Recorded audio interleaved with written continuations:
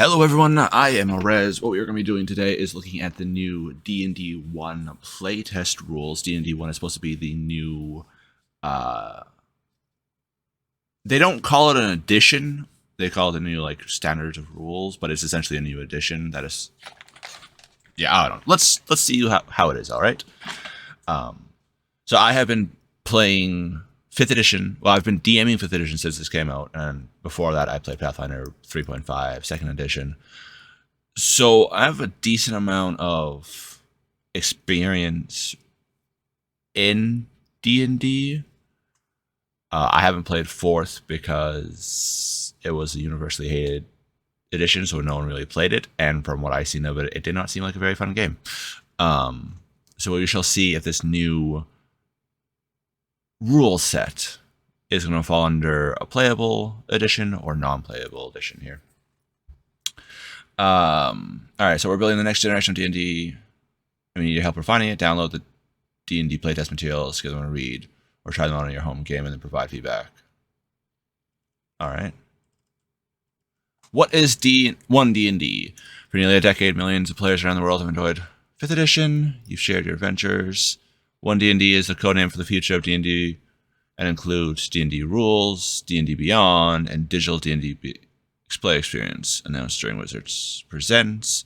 D&D Digital is an immersive tabletop space that is... Okay, so it's a VTT, a virtual tabletop. That's all it is. Alright. So that's their press thing. Let's... Character origins. Alright. So here we have the Unearthed Arcana for character creations for D&D 1.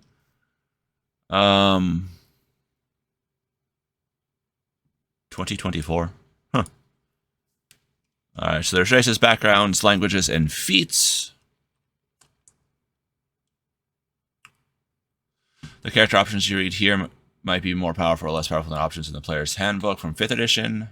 If a design survives playtesting, we'll adjust its power to the desirable level before official publication. This means an option could be more or less powerful in its final form. Alright.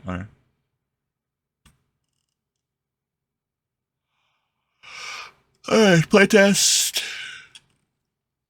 Oh. Alright, determine your origin. After choosing your character's class, it is time to consider your origin and who are your character's ancestors and how did you spend your years leading up to life adventure. Race, background, and language. Just a language. Just a single language. That's all it is. One singular language. Creature type. Every character and monster in the game has a creature type. Yeah, so the creature type is like fiends, fae, undead, monstrosity, aberration. I do not remember all the other ones offhand, so... But, yeah. Size. So size is... basic. Yeah. So there is tiny, small, medium, large, huge, giant, gargantuan? I think. Tiny is like a little fairy. Small is a gnome. Or a, like under 3 feet. Or 4 feet. 4 feet. And then medium is like 5 feet to 8 feet, I think. Or 9 feet. Speed is how fast you can move in a combat situation. Well, in general, but generally it's used in a combat situation. Lifespan. Yeah, special traits. Each race provides a special trait, a collection of abilities that characters gain from their ancestors. Yeah. Background. What? Background trait gives you ability scores? No.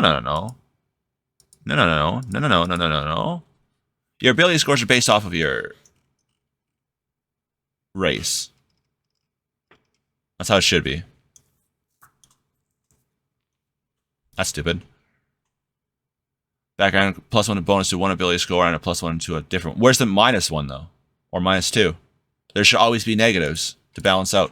You gain 2 skill proficiencies from background. Alright, fair enough. Tool proficiency, fair enough if it warrants one. Learn an extra language from the background. Fair enough. If you're like a demonologist, it would make sense that you know an abyssal, either abyssal or fiendish. Equipment, yeah. Yeah, if you're a member of the clergy, it would make sense that you gain, like, alms and shit. All right. Race background together help bring your character's backstory into focus, and they distinguish the character from other members of the same class. For example, two characters might be both members of the fighter class, but one is a human guard and the other is a dwarf gladiator. The two bring different capabilities and flavors to the class. Yeah, that's basic knowledge. After choosing a race and background, you choose a language that your character knows in addition to the common language. No. Your race confers the language. If you're a dwarf, you speak Dwarvish, along with Common. Common is essentially English. So if you're an elf, you speak Elvish and Common, and so on and so on.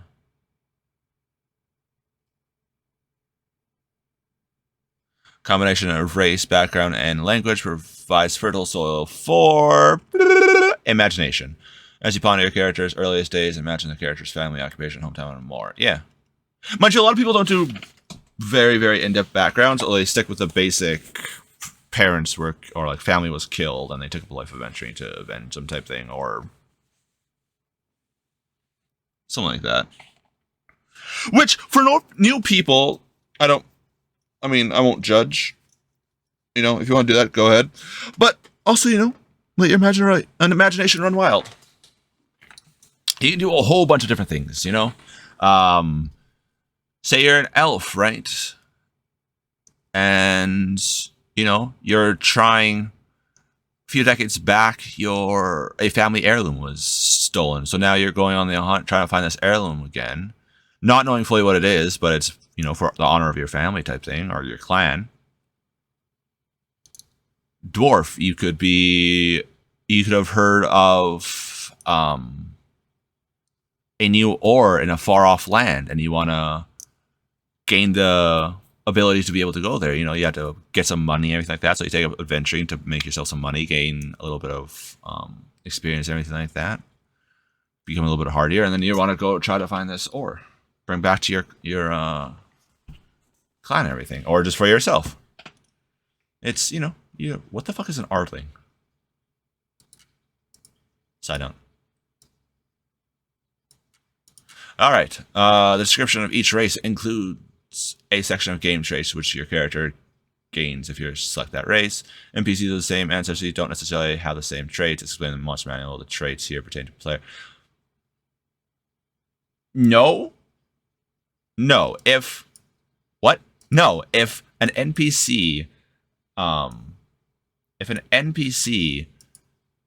is, say, a Elvish guard, then they're going to have the Elvish traits along with whatever it says in the guard for Oive. Children of different humanoid kinds. Thanks to the magical workings of the multiverse, humanoids of different kinds sometimes have children together. For example, folk who have a human parent and an orc or an elf parent are particularly common. Many other combinations are possible. But yeah, because orcs love to grape other races. Yes, I purposely put a G in front of the word. If you'd like to play the child of such a wondrous pairing, well, choose two race options that are humanoid to represent your parents. Then determine which of those races options provide your game traits, size, speed, special traits. You can mix and match visual characters, color, ear shape, and the like. Other two options, for example, if your character was a halfling and a gnome parent, you might choose halfling for your game traits and then decide that your character has the pointed ears of that character as if a gnome. You gotta check with the DM, honestly. Also, I don't think those pairings normally work. Obviously, in your DM's world, it might, but in the standard worlds, it wouldn't work. Finally, to remember the average of the two options, lifespan and traits, to figure out how long a character might live. For example, a child of a halfling and gnome has an average lifespan of 288 years. That's not necessarily how that works, but okay. Humans! Alright, found throughout the multiverse, humans are as varied as they are numerous. Not really. They are relatively short-lived, yeah, but they strive to achieve as much as they can in the years they are given. Not usually. They are skilled pioneers and artisans. They are builders of nations, roads, cities, and ships, and destroyers of worlds. They strive to secure their place in the world as they destroy it, and in the annals of history by creating art and fucking up the worlds, amassing wealth, making laws, and questionable practices for immortality. Their ambition and resourcefulness are commended and despised, respected, and feared. Humans are diverse in appearance as the people of Earth, and they have many gods because they're idiots. Scholars dispute the origins of humanity, but one of the earliest known human gatherings is said to have occurred in Sigil, the torus-shaped city at the center of the multiverse and the place where the common tongue was born. Bullshit! Wizards of the Coast is just retconning their worlds. The first D&D world, I think, was Aber, which was like a primordial world, and then there was Torel, which is like a clone of it, and then they kind of like mushed together, if I remember correctly, and that became Aber Torel, which also is known as Faerun, or Forgotten Realms. The original creator of D&D made Turn World. So don't believe this sigil bullshit. The tourist, from there, humans could have spread to every corner of the multiverse, bringing sigils, cosmopolitanism with it. Bullshit. All right.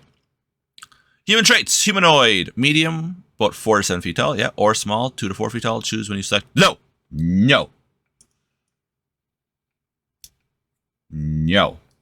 Humans have a range of 4 to 7 feet tall. You could argue, yeah, they are only medium.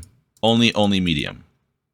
If you're going to be 2 to 4 feet tall, that's when you're getting into dwarvish territory, which that's an entirely different race. Technically, there's also gnomes and halflings, but no. So far, no. Choose when you select this race. No, you don't. No. It's medium. Humans are medium. It's like saying, I'm going to play a dwarf, but I'm going to be, 6 feet tall. No, dwarves are not 6 feet. They're small creatures. They're on the cusp of medium small. Like just barely squeaking at medium. Speed 30 feet. Lifespan 80 years on average. Yeah, but after year 60, you're not adventuring anymore. As a human, you have these special traits. You gain inspiration whenever you finish a long rest. What? Bullshit. No. There's no reason. Inspiration is designed for when you're inspiring, when you play your class and everything like that very well. Like a paladin bravely defending against a horde of creatures, letting their party gain some ground and like run away and everything like that because they're going to die. Or a rogue masterfully sneaking into a place, grabbing what they need, and then like coming out without anyone knowing they were there, type thing. Inspiration is supposed to be this rare thing that you get, and it's because it gives you advantage on any roll. So it should not. No, long rest. You get 1 inspiration a day. No, fuck that. No. Skill 4, you gain proficiency in 1 skill of your choice. Yeah, it makes sense because if you were a farmer before you started adventuring, right? You're gonna have proficiency in that, or you could have been under the tutelage of like a blacksmith or a merchant, something like that. So that's understandable. For style, you gain the skilled feat or another versatile feat of your choice. Why? No, absolutely not. Absolutely, positively not. Humans of many worlds. On any given world in the multiverse, the material culture of humans can change from one region to another. In the Forgotten Realms, for example, the clothing, architecture, cuisine, music, and literature are wildly different in the Western Heartlands and in the frozen north of the Icewind Dale. Yeah. Ardlings. All right, what are these? Ardlings are supernatural beings who are either born on the upper planes or have one or more ancestors who originated there. Their bright souls shine with the light of immortal beings who call the upper planes homes. So they are Azamar. Ardlings are Azamar. I don't know why they didn't just keep it with Azamar. The idiots. An Ardling has a head resembling that of an animal, typically one with virtual associations. All right. Depending on the animal, the Ardling might also have soft fur, downy feathers, or supple bear skin. Okay. The Ardling's celestial legacy determines the animal it resembles. An Ardling gains a measure of magical power from their celestial legacy, as well as the ability to manifest spectral wings. An Ardling's moral and ethical outlook is self-determined, however, not fixed by ancestry. The 3 celestial legacies are Exalted, Heavenly, and Idyllic. I'm going to pause here. Well, just leave that for a second for you guys to read. I'm not going to, because it's just basic. Ardling traits: humanoid. You can be either medium 4 to 7 feet tall or small 3 to 4. See, okay, this one I understand being able to choose because you're a celestial being, and also like if you're like a hare, like the head of a hare, which okay, head of a rabbit. I'll do that because there's H-A-I-R and H-A-R-E, so I'll just say rabbit. Like the head of a rabbit, you might be in the smaller section because you'd be more akin to something like that, or like the head of an owl or something like that. And then the small would be understandable for you. That's understandable. Speed 30 feet, yeah. Lifespan 200 years on average. Damn, that's a long ass time. As a bonus action, use sprout spectral wings for a moment and fly up to a number of feet equal to your speed. But if you are in the air at the end of the movement, you fall if nothing is holding you aloof. You can use this bonus action a number of times equal to your proficiency bonus, and you gain all expended uses when you finish a long rest. All right, that's not bad. What stat increases do they get though? Humans, they should get like a 2+1s or 1+2, not and or. So essentially, they get a +2 somewhere in their stats. So it could be like a +1 to strength, +1 to dex, or it could be like a +2 to wisdom. If I remember right, in the early editions, it essentially evened out to a +2 ability modifier, because they'd have a +2 and a +1 to something, but then also have a -1 to something, because everything is not perfect. There's always negatives.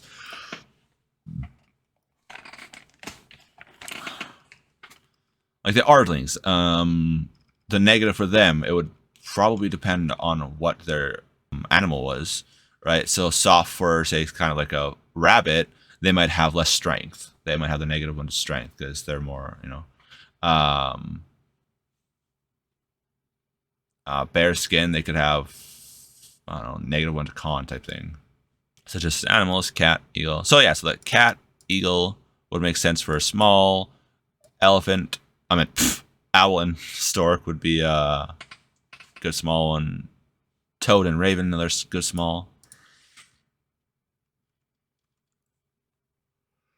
You're the recipient of a celestial legacy that grants you magical abilities. Choose a legacy from the celestial legacies table. Exalted. It's associated with good. Heavenly is lawful good, or idyllic is neutral good. Alright. So it just tells you about the stuff here. Intelligence, wisdom, or charisma is your spellcasting ability for your spells you cast with this trait.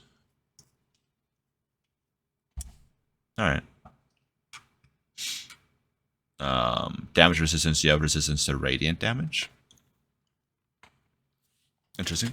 Yeah, where's their negatives? I'm seeing no negatives to classes, races right now, which is not right. Ardlings bring a little bit of the upper planes with them wherever they go. On many worlds, the first Ardlings use the magic of their celestial legacies to inspire and heal others. By virtue of their celestial legacies, some Ardlings strive to make the world a better place. Others use their supernatural gifts to be the best versions of themselves they can be. Okay. Dragonborn. Humanoid dragons, essentially.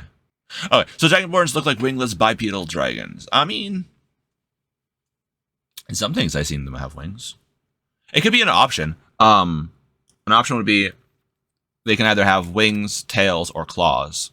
Like usable. Like they'll have claws, but they're claw. Okay, so let me rephrase this.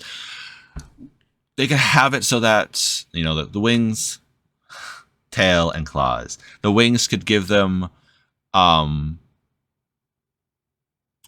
they could give them slight, at like earlier levels, or so they could have kind of just like hovering, gliding capabilities, and as they level up, they could get used to their wings a little bit more.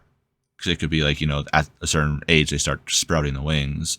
So then when they go off adventuring, they're not used to them, and then so as they level up and they get older, they could be able to go from just using them as gliders to being able to actually use them as wings a little bit. So then that way game balance still works.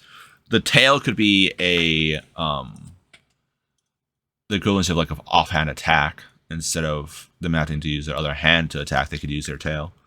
Claws could give them, instead of just 1 damage plus strength, it could be like D4 damage, because an armored attack.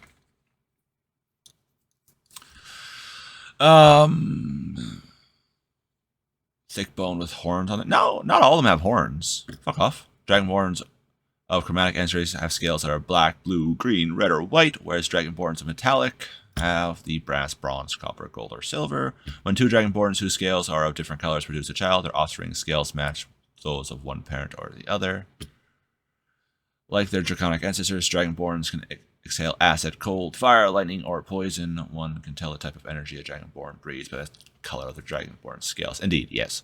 So red and gold is fire. Silver and white is cold. Black is acid. Blue is lightning. Green is poison. I don't remember bronze and copper. And brass. Offhand. Rarely do I have to use them, because usually it's people are fighting the bad dragons, which are the chromatics.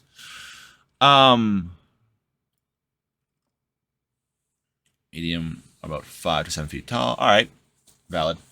80 years on average. That should be a little bit longer, since they are draconic. But, say la vie. As a dragon, you have these special traits. Your lineage stems from a dragon progenitor. Choose a type of dragon from the dragon tape. Your lineage stems from a dragon progenitor. Choose the type of dragon from the table. Affects your breath, weapon, and damage resistance. Makes sense. It affects your appearance. Yeah. So then you just choose one of these. So copper is acid. Okay. Bronze is lightning. Brass is fire. Okay.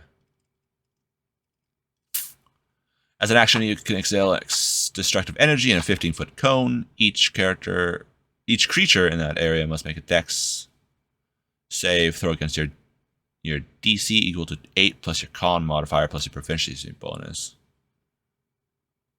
So this would be really good if you had a tanky person, like a fighter or something like that has a shit ton of constitution.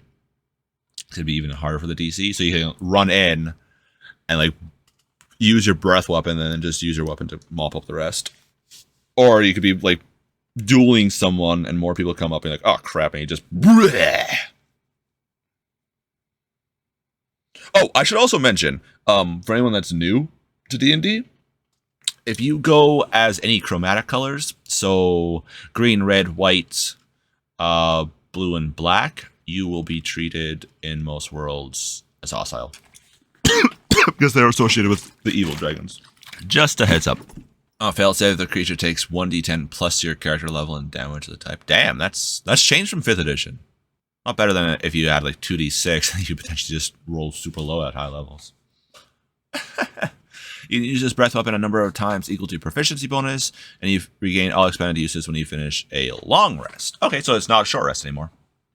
It used to be a short rest recover, if I remember right. Damage resistance. You have resistance to damage determined by your draconic ancestry. You have dark vision. Good, because in 5th edition, the official rules didn't have them having dark vision, which is really weird because dragons have all the vision in the world.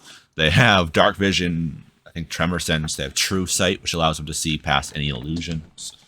You instinctively know the language of dragons. You can therefore speak, read, and write draconic. All right. Dragonborns of the worlds, whatever. Blech.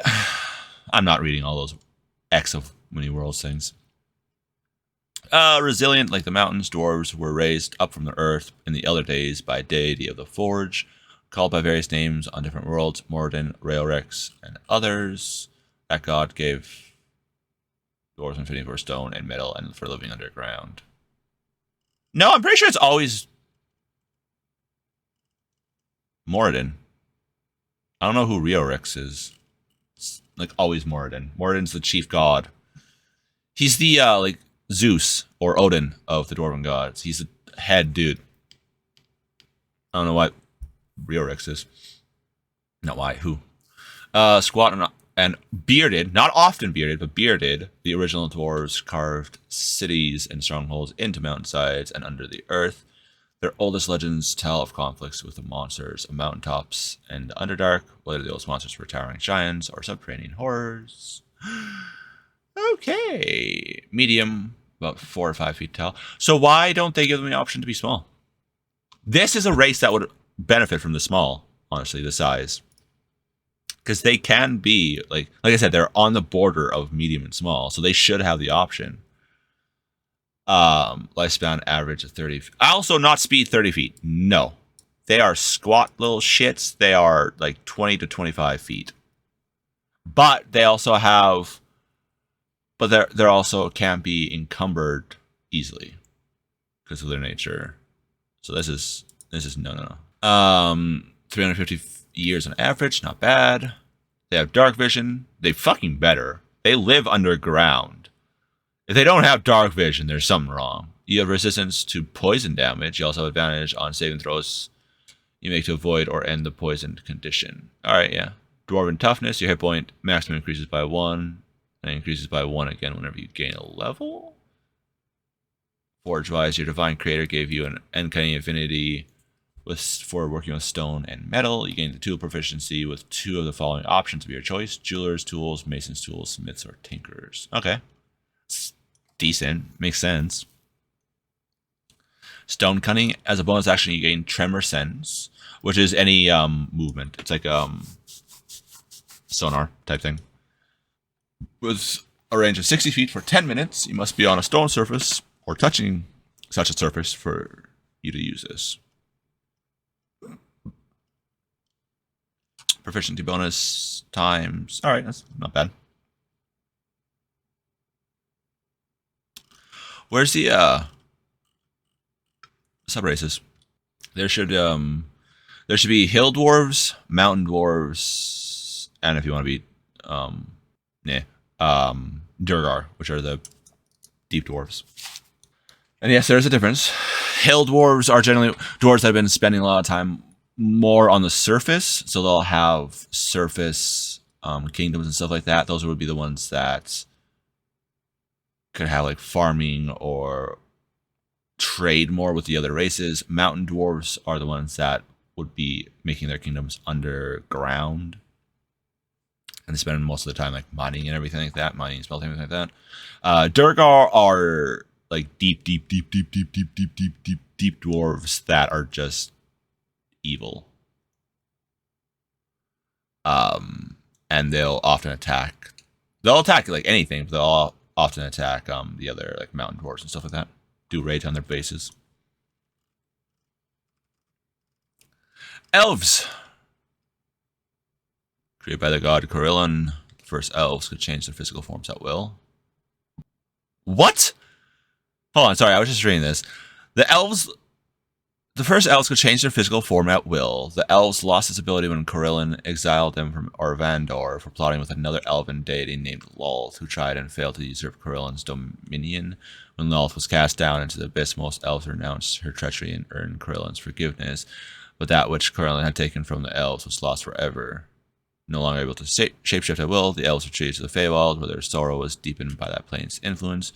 Over time, wanderlust and curiosity led many of them to explore the other planes of existence, including various... What? No! What? Hold on. Who created this shit? By Jeremy Crawford, Christopher Perkins, and Ray Winnegar. I have no idea who Ray Winnegar is. Perkins! Crawford! What the shit? Are you guys doing drugs? Are you guys high? Are you guys taking mind altering? No. Yes, Krillin, or it was either Krillin or Krillian or whatever. Is the chief god. Yes. Elves didn't plot with Lolth. There was a section of them, dark elves, which had like brown black skin, that went with Lolth, and as she tried to usurp, they made a pact with demons, which then those became the first drow. So those dark elves became infused with demonic blood. And that was when they had skin blacker than night, like pure black with stark white hair. No, they didn't. They didn't. What? The elves are traded to the Feywild? No! That's not... What? I probably should have read the dwarf intro fully. Wait, no, I did. Yeah. Alright, guys, don't... So far, this D&D 1 is just complete bullshit. Don't do it. And before anybody says, oh, it's up to the individual DM's discretion to make however their world is created and stuff like that. Yes, but D&D's official world is Faerun, the Forgotten Realms, or Abertorel. So whenever they make stuff like this, that is what they base it off on. Of course, it's a campaign setting for like Eberron, Greyhawk, Dragonlance, Rising Sun, I think it is. I forget the other. All right, so it's all the base. The default is always Faerun. So when they're putting stuff in this for the rulebooks and stuff like this, so the blurb about the elves, they should be using Faerunian lore. So this is actually completely wrong, absolutely positively wrong. And before anybody says, oh, it's their stuff, they could do whatever they want. No, this has been established since at least 2nd edition. So early 90s, mid 90s. It's been established as X moving forward. And now they're just, in the last few years, wanting to change stuff, or like just now wanting to change it. No. You keep with the fucking lore that you have sold thousands of books, different books, millions of copies on. Because if not, you're just spitting in the face and taking a shit on all the fans that have supported you over the years, that have bought the books, have learned the games, like learned the lore and everything like that. Elves have the mystical ability to take on characters of the environments with which they're bounded. Drow to the Underdark, High Elves to the Fey crossings in the material plane, and Wood Elves to forests. These connections grant elves... What? Elves are blessed with long lives and long memories. From birth, they don't sleep, but instead enter a trance when they need to rest. Okay. And to this state, elves remain aware of the surroundings while immersing themselves in their own memories. What an elf remembers during this reverie depends largely on how the elf has lived in the events that have shaped the elf's existence. Elves have pointed ears and tend to be light on their feet. Another common physical character of elves is their lack of facial hair and body. That's a weird... It's true, but a weird thing to put in.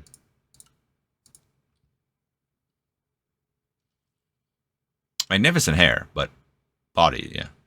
Medium, 5 to 6 feet tall, yeah, okay. 750 years on average, yes, okay. Dark vision, yep. Lineage grants you supernatural abilities. Choose a lineage from the Elven lineage table. Drow, the lineage of the Underdark. Okay, so if you guys want to play as a Drow in most worlds, unless of course your DM is running a homebrew world. In any, and even then it might be, but in pretty much like 95% of the worlds, Drow are evil beings. They are like the scourge of the... They live under dark. They're like the Durgar. They live under, like, way underground. So they have bad eyesight in any light above a moonless night. And they attack everything. They're sadists, essentially, that worship Lolth.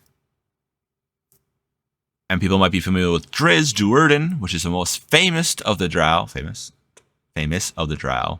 That broke off from the drow ways. And he came to the surface. He learned how to deal with the burning of the sun and everything like that. But he is the exception to the rule. He is not the signifier for every drow. All right, he is the like 0.00000000001% of drow. High elf lineage of Fey crossings and other magical locations. Okay, weird. What else? Lineage primeval forests. All right. Starting at 3rd and 5th, you gain another ability. Long rest. Okay. Intelligence, wisdom, or charisma is your. Okay. You have advantage on saving throws. Make your. Or end a charmed condition.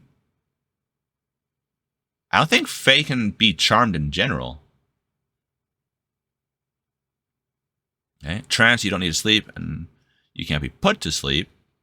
You can finish a long rest. Where is it? Long rest in 4 hours if you spend those hours in a trance-like meditation during which you retain consciousness. All right, Drow. The range of your dark vision increases to 120. You also know the Dancing Lights cantrip. Okay. High elf, you know the Prestidigitation cantrip. Whenever you finish a long rest, you're going to place that cantrip with a different cantrip from the. No? It should be a single cantrip. You can't just magically learn another spell. Your speed increases to 35 feet. You also know Druidcraft, okay? Long Strider and Pass Without Trace. No. So no. You cannot magically know the ritual and the incantation to another spell. It doesn't just pop into your brain. Unless of course, a god is like, I'm gonna fuck with you today, boy. And does it. Elves of many worlds, blah, blah, blah. Drow, known for their white hair and dusky grays. No, that's not dusky gray, you morons. Drow typically dwell in the Underdark. Noteworthy exceptions include Driz Duerden, like I said, Jarlaxle Baner, 2 Drow adventurers of the Forgotten Realms who shun their subterranean homeland. No. Jarlaxle works in the subterranean. This Jarlaxle goes wherever the money is. So if he has to go to the surface, he's like, all right, sure, we'll go to the surface for a little bit. But he still works in the subterranean. Some other Drow societies avoid the Underdark altogether. On the world of Eberron, for example, Drow dwell in gloomy rainforests and cyclopean ruins on the continent of Zendrik. High Elves. On some other worlds, High Elves refer to themselves by other names. For example, the Sun Elves and Moon Elves of Torel, the world of the Forgotten Realms settings. No. Moon Elves are completely different from High Elves. Sun Elves may be the same. But no, High Elves and Moon Elves are completely different. They just stop. Okay. High Elves are the Sylvanesti and Quillanesti of Kryn, the world of Dragonlance, and Erenni of Eberron.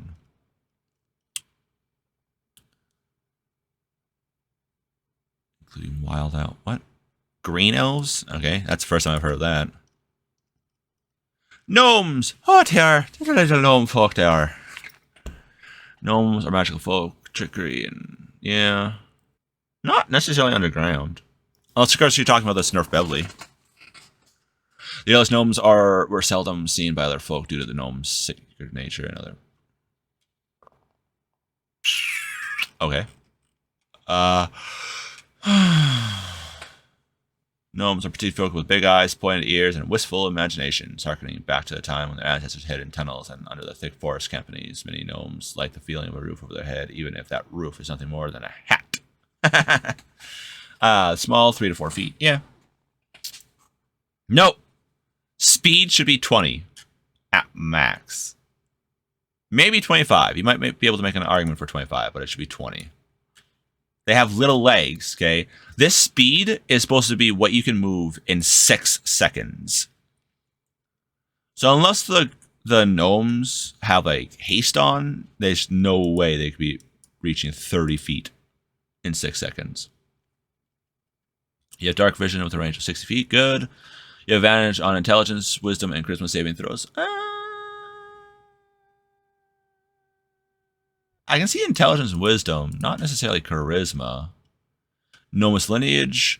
You are part of a gnomish lineage that grants you supernatural abilities. Choose either Forest Gnome, okay. Rock Gnome. Alright. What about Snurfbevlin? Or Snurfbevly? Snurfbevlin. Those are the deep gnomes. So the Durgar is deep dwarves, Drow are deep elves, Snurfbevlin are deep gnomes. They're the more nice of the 3 deep races. They're still relatively dickish, but they're out of the 3 deep races, they're the nicest.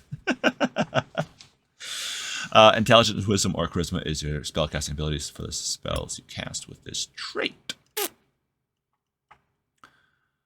Minor illusion cantrip. You can also cast Speak with Animals. Okay, mending and prestidigitation. I have nothing to say about those. That's solid. In addition, you can do a ritual casting of prestidigitation to create a tiny clockwork device. It's a toy, a fire starter, or a music box. Casting the spell in this way consumes 10 gold worth of raw materials, strings, gears, and the like, which you provide during the casting. When you create the device, you choose the functions by choosing one effect from prestidigitation. 3 devices in existence at a time. That's actually pretty solid. And each one dismantles itself 8 hours after its creation. You can also touch one of your devices and dismantle it as action. Oh, you reclaim the 10 gold. Okay, you don't lose it. That's good. Yeah, that's good. Gnomes who have ancestors have war zones. Okay, blah, blah, blah, blah, blah, blah, blah. Halflings! Cherished and guided by the gods. Blah, blah, blah, blah, blah. Anyone who spent time around halflings, in particular adventures, has luck. Likely to witness the storied Luck of the Halflings in action. When a halfling is in mortal danger, it seems as though an unseen force intervenes on the halfling's behalf. Many halflings believe in the power of luck. They attribute their unusual gift to one or more of their benevolent gods, including Yandala. Alright. Charlemagne? Alright, interesting. Small, 2 to 3 feet. Yeah, alright. You have advantage on saving throws you make to... No? Halflings are generally like... There's a reason why the stereotype is halfling thieves or halfling rogues. They're not necessarily brave. They're cunning, conniving, might be the same thing. Not brave. That's not one of the ones not a word I would use to describe halflings. Halfling nimble as a whole. There might be like, a couple of brave halflings, but like as a race as a whole. Halfling nimbleness. You can move through the space of any creature that is a size larger than yours, but you can't stop there. Okay, yeah, that's easy. Kind of like dive through the legs of a medium creature type thing. Luck, when you roll a 1 on the d20 of a d20 test, you can re-roll the dice and you must use a new roll. That should be X amount of times a day. There's a feat that give you luck. It should be X times a long rest. Natural stealthy, you have a... Yeah, okay, that's valid. Proficiency with stealth check.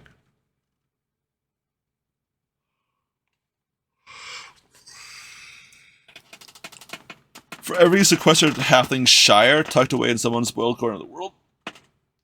Alright, Lord of the Rings. Orcs. Orcs trace recreation. No. No. Alright, so if you guys are new, orcs are evil creatures. They love to battle. They love to fight, battle. I know that's they like to destroy and everything like that, right? Orc kingdoms don't last because they'll just start fighting within themselves and it crumbles, and that's why there's usually just war bands or tribes that just keep traveling around fighting. It's because that's what they do. That's what they are. Grumsh literally requires them to fight like all the time. Orcs are on average tall and broad. They have gray skin, ears that are small and slightly pointed, and prominent lower canines that resemble small tusks. Young orcs are often told about their ancestors' conflicts with elves in forests, dwarves on the mountains, and invaders from evil planes of existence. Inspired by those tales, young orcs often wonder when Grumsh will call on them to match the heroic deeds of their ancestors, and if they will prove worthy of the one-eyed god's grace. No, orcs have, I think, a little bit longer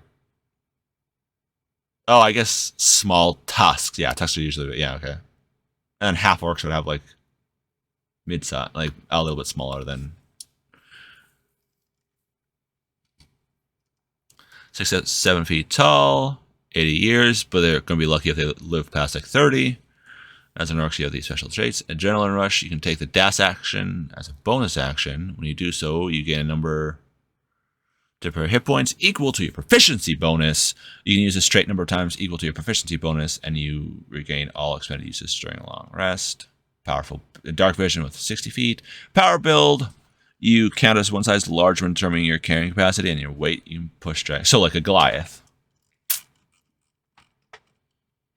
Relentless endurance. When you are reduced to 0 hit points but not killed outright, you can drop to 1 hit point instead. Once you use this long trait, you can't do so again until you finish a long rest. Okay, no. Orcs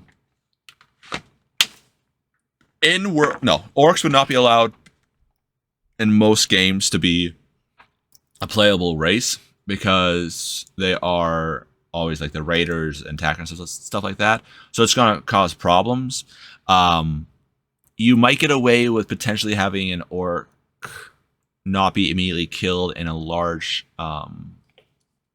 city, but they would still be at the very least detained until they can be made sure that they are not going to be attacking and stuff like that. Yeah, most DMs will just, including myself, will just completely outlaw races like this, like orcs, goblins, kobolds. I can't remember what the other ones I have on my ban list. Because yes, there's a chance that you can roleplay it and kind of like convince people, just like Drow and Durgar and Snurfvelin. You could roleplay it. It's like, no, we're not part of that evilness, and like we're not going to do that. But for the most part, it's going to be too much of a detriment to be worth it. If you go to a smaller like village or town, especially ones that are raided often by these creatures, so in this case, it's an orc. So if they're raided often by orcs, they're just going to instantly attack the orc. In which case, then you guys are going to the party's going to have to defend themselves, which will then kill innocent civilians. Or they're going to have to like run away. They're going to have to do all this. It's not worth it. It's too much of a detriment to do it. Yes, the whole point of D&D is to have fun and role play, but yeah, it's too much of a detriment for, I'm going to say, probably a good 99% of the campaigns to allow it. There's going to be new DMs out there that think they have to allow every single one of these options. They can't change them or anything like that. That's not the case. You can tweak the rules to fit your world. Just make sure that you stay consistent with your rules. I would recommend writing it down somewhere, like jotting your notes down. But yeah, no, orcs, evil creatures. There might be, some good ones every so often, but since everyone knows orcs as evil, they're going to automatically assume, and it's going to have shenanigans too. All right, so tieflings. Tieflings are born on the lower planes or have a fiendish ancestor, and by blood to a devil, demon, or a Yugoloth. Except a Yugoloth is a type of demon or devil. I don't remember which. It was one of the two. No. There's only 2 types of fiends, I should mention. There are devils and demons. Those are the 2 types of fiends you have there. This connection to the lower planes is, for better or worse, the tiefling's fiendish legacy, which comes with the promise of power, yet has no effect on the tiefling's moral outlook. Abyssal, Chthonic, Infernal.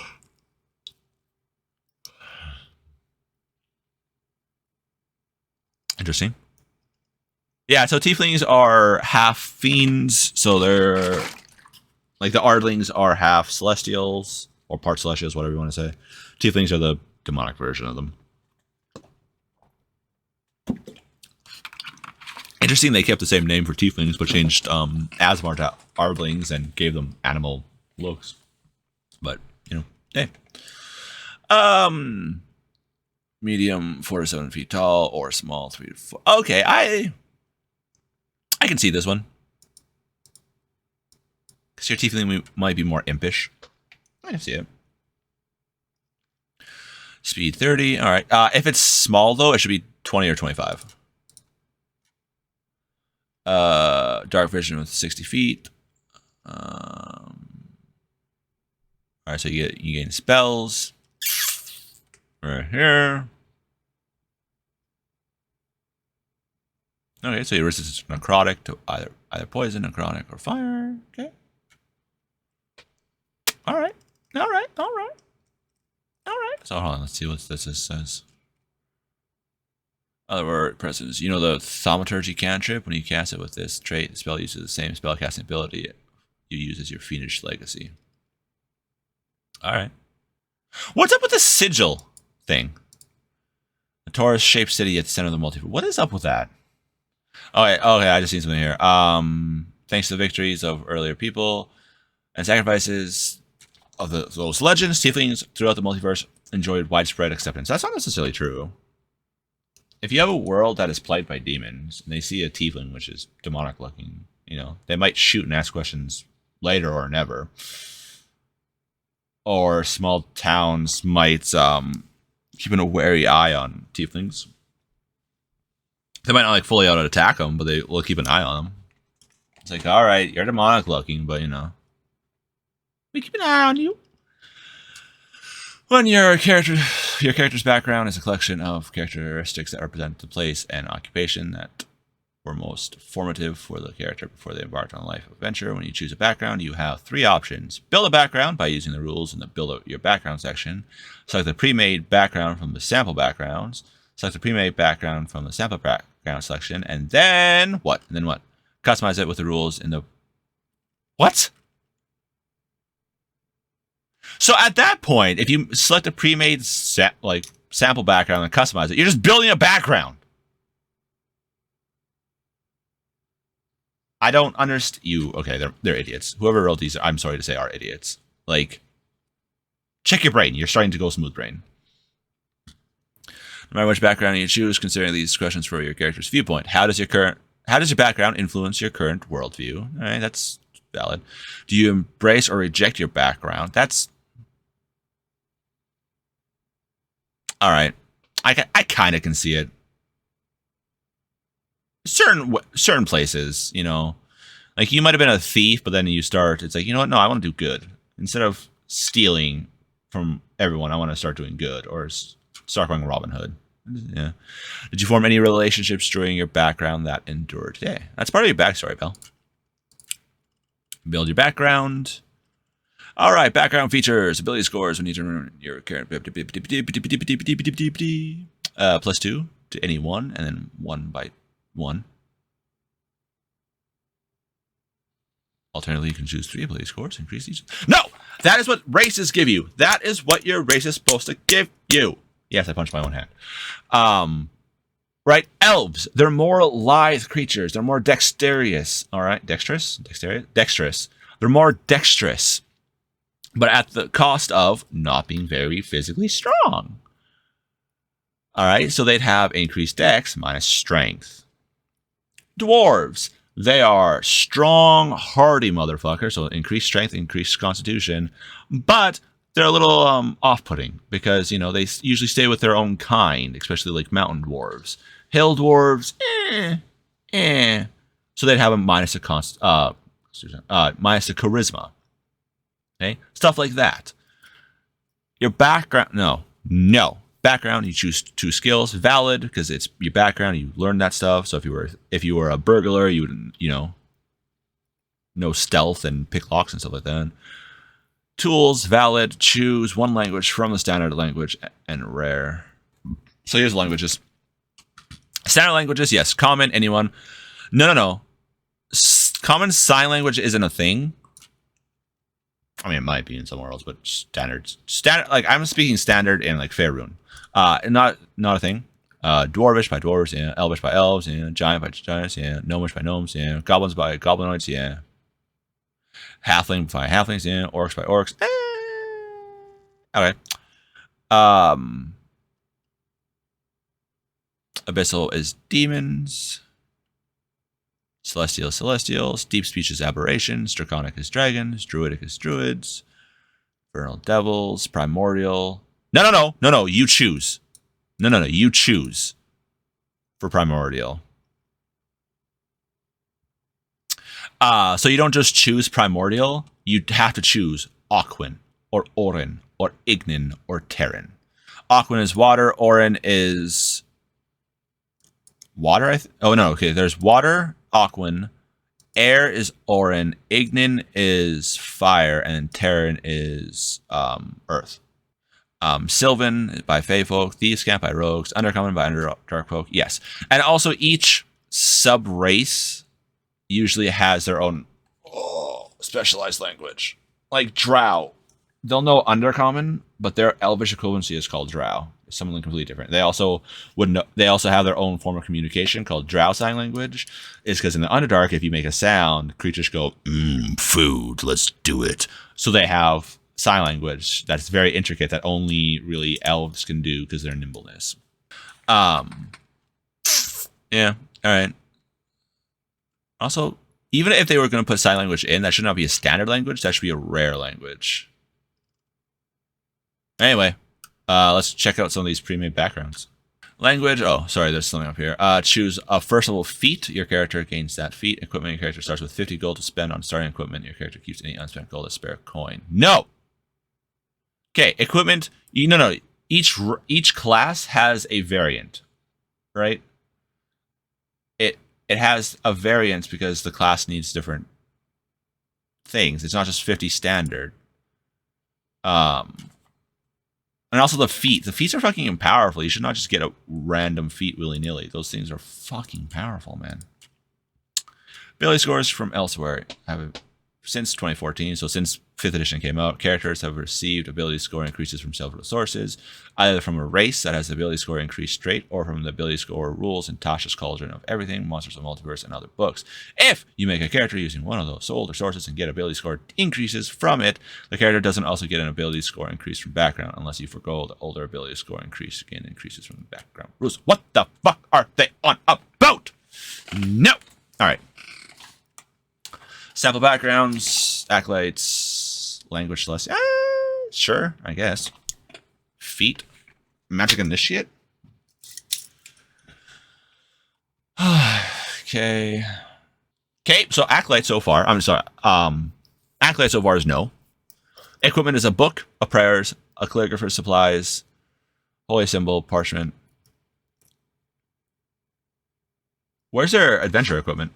3 gold is not going to get you adventuring equipment. At all. Alright. Nope. Alright, all these backgrounds so far. Yep. Why, if you're a guard, you get dwarvish? That makes no sense. A farmer, a halfling? No. Gladiator orc? Possibly. Guide giant? No. Actually kind of okay. Guide, I can understand because if you're guiding them through an area that is frequented by giants, the guy being a guy be like, hey giants. Okay. So the backgrounds are absolutely bullshit. The feats are bullshit. The term D20 test encompasses the 3 main D20 rolls of the game: ability checks, attack rolls, and saving throws. If something in the game affects a D20 test, it affects all 3 of these rolls. Not technically necessarily. To be warranted, a D20 test must have a target number of no less than 5 and no greater than 30. No, not really. I mean, if they're 30, I can understand. After that, it's impossible. But rolling a 1, you automatically fail. Yeah, natural 1 is auto-fail. Regardless of any modifiers to the roll. All right, if you roll a D20 on the D20 test, the D20 test automatically succeeds. No? Absolutely not. Which I know it sounds weird because 1 is a natural fail, but no, because if the DC, so the difficult challenge rating, is say 25, right? And your person only has a +3. So the players don't know what the DC is, right? The DM does. If it's, say, 25 DC, and the person only has a +3, and they're like, I'm rolling for, pick this lock, and they roll, even if they get a 20, that's only 23. Yeah, they did really well, but they still didn't get it. And you're not, and yeah, I don't know. People might say it's like, well, then the DM should just say, no, you can't do it. But then it also provides, by letting them do it, it allows them to have role-play moments, right? If you know they're going to fail, but it's like, how badly are they going to fail, right? They could roll really well, 10 plus or so. It's like, all right, you try and try, but you just don't have the skill for it. They could also potentially roll really low, like a natural 1, in which case their thieves' tools break, right? Or they could try to pick the lock. And for the roleplay aspect, it's like they're trying to pick the lock, they don't do it, and they can be oh, nope, guys, this is impossible, I'm the best, but this is impossible to do here type thing. Or they could be like, you know what, actually, I don't want to roll. Like, they notice they can't pick it. They're like, I don't actually think, I don't think I'm the best person for this job right now. I want this person to try, learn to pick. You can learn to pick locks here. You can learn that skill. You were wanting to learn it. And they could pass it off to someone, right? It's all about the role play. So by just flat out saying, no, you won't be able to do it, you won't allow that role play aspect. But natural 20 should not, rolling a natural 20 should not mean an auto success at all. At all. A player character also gains inspiration when rolling the 20 thanks to the remarkable success. No! Fuck that! No! Absolutely not. Critical hits. Weapons and unarmored strikes have a special feature for player characters. Critical hits. If a player character rolls a 20 for an attack roll with a weapon or an armed strike, the attack is also a critical hit, which means it deals extra damage to the target. You roll the damage dice of the weapon or armed strike a second time, and add the second roll as extra damage to the example. For example, mace deals 1d6 plus your strength. If you score a crit, it's 2d6 plus your strength. Yeah. If your weapon or armor strike has no damage dice, it deals no extra damage on a critical hit. Okay. Yeah, that's how it's always been. And also not player characters, I should mention. If a player character, no, if it's a creature. Be player character or whatever the creature the DM is throwing up against the party. Whatever the players can do, the creatures can do too. Right? I mean, not necessarily that one creature, but if they can crit, then creatures can crit. If they can cast spells, well, then you could potentially get to go up against spellcasters. Divine spells draws power from the gods of the outer planes. Alright, yeah. Grappled. Okay. Incapacitated. Inspiration. Main way a character gains inspiration is by rolling a 20. No. The only way a character gains inspiration is the DM awards it to someone that's on something that's particularly heroic or amusing. No. None of this roll 20 get a fucking inspiration bullshit. You never have more than one instance of inspiration. If something gives you inspiration and you already have it, you can give it inspiration to a player character in your group who lacks it. Yeah, bullshit! A long rest is a period of extended downtime, at least 8 hours long, during which a creature sleeps for at least 6 hours and performs no more than 2 hours of light activity, such as reading, talking, eating, or standing watch. Yeah. Interrupting. If a long rest is interrupted by combat or by 1 hour of walking, casting spells, or similar activity, the rest of the... If you're just casually walking, I would make the argument that a casual walk, just kind of, all right, this is a long ass road, we're not in a hurry, just casually walking, could potentially count as that. Yeah, your legs might be sore, but your mind would be rested, the rest of your body could be rested, everything like that, because you're just chilling out, not doing anything. So, I have ran multiple successful campaigns. I have played in multiple campaigns. I'm not going to say all of them were successful because that would be a lie, and I do my best not to lie. I've been playing D&D for like 15 years, something like that. 14, 15 years, something like that. Yes, I'm old. Shut up. Unearthed Arcana 2022 Character Origins. I give you a solid out of 10. I give you a solid -2. I had to think. I actually had to think about it for a second. I give you a solid -2. Jeremy Crawford, Chris Perkins, and Ray Winninger. You took 5th edition, which was already lacking in a lot of regards compared to other editions, and you're like, we're just gonna toss it out and take the scraps from that. I understand people wanting to bring in more players, but honestly, 5th edition character creation was easy as it was. This has just made it so much more stupid. Not even more easy, it's literally just made it more stupid. If this is the standard in which D&D is coming, I could write a fucking better RPG than this. So yeah, that yeah, D&D One. I know this is playtest. It could change and everything like that, but this is still a glimmer, like the teaser trailer of what it's going to be, and from that, it is going to be a solid, like more solid than a diamond, pass on my end. My campaigns would not be transferred over. There's nothing really redeeming about this. And because of this, I will do what I've been planning. I was thinking of doing for a while, and I will help out new players and new DMs. And I know there's lots of videos out already, but I will make a nice, easy to do creation of a campaign and characters. So for the DMs, I will run through tips and tricks for creating worlds, running games, making campaigns, keeping players engaged and stuff like that. And for players, I will run down and show how to make characters. Don't be detriments to the campaign, because I've known quite a few players to be detriments to the campaigns I've been in, and how to be a good player. I will do that. That will be coming out. But I wanted to take a look at this Unearthed Arcana, and wow, I am very disappointed.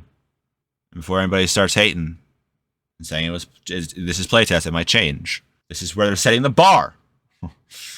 They should have set the bar at least a little higher than a -2 out of 10.